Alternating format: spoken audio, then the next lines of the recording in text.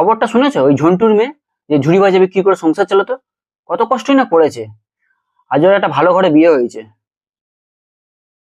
ও কিন্তু এটা ডিজার্ভ করে। কি? হ্যাঁ হ্যাঁ, ডিজার্ভ করে, ডিজার্ভ করে। ঠিক ঠিক। ঝন্টুর মেয়ে সংসার চালায়, ঝুড়ি বাজে বিক্রি করে। ও গরিব ঘরের মেয়ে, ও মেয়ে মানুষ বলে ও এটা ডিজার্ভ করে। আর আমরা সাধারণ ছেলে যারা জল ডেলিভারি করি, পার্সেল ডেলিভারি করি, গ্যাস ডেলিভারি করি, কেন আমরা এটা ডিজার্ভ করি না? আপনাদের এমন চিন্তা ভাবনা কেন? কারণ আমরা খেতে পাই না, আমরা সংসার চালাই না। আপনাদের ভাবনা চিন্তা এমন, অথচ এই মেয়েগুলি আমাদের সাথে প্রেম করে। পড়াশোনা স্কুল থেকে লাইফ থেকে শুরু করে পুরো বিয়ের আগে পর্যন্ত আমাদের সাথেই প্রেম চালিয়ে যায়। এটা কিনে দাও, ওটা কিনে দাও, বাইক ঘুরবো, ওখানে ঘুরবো, সেখানে ঘুরবো, লুটপাট সবই করে নিল। কিন্তু বিয়ে করে যখন সময় হলো, তখন আপনাদের মতো বাবারা ধরে অন্য জায়গায় বিয়ে করে দেয়। অথচ ওরা চায় ভালোবাসা, সেটা যখন ঠিকঠাক পায় না, তখন ওই সেকেন্ড হ্যান্ড মালগুলো আবার আমাদের ঘাড়িয়ে ওঠে।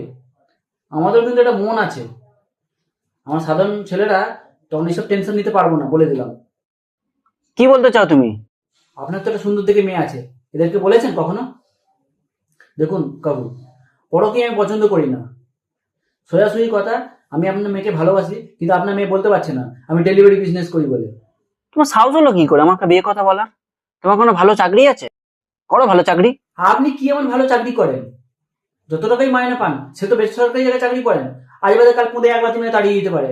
কিন্তু আমরা ছোটখাটো বিজনেস করি, কিন্তু গ্যারান্টি আছে বিজনেস যতটুকু হোক নিজেকে সামলে নিতে পারি বিজনেসটায়। বেশি ফটফট করবেন না, যখন তুলে নিয়ে পালিয়ে বিয়ে করবো না, তখন মান সম্মান আর থাকবে না লোকজনের সামনে। আমাদের মতো ডেলিভারি বয় করে বলে হয়তো এ করবেন না।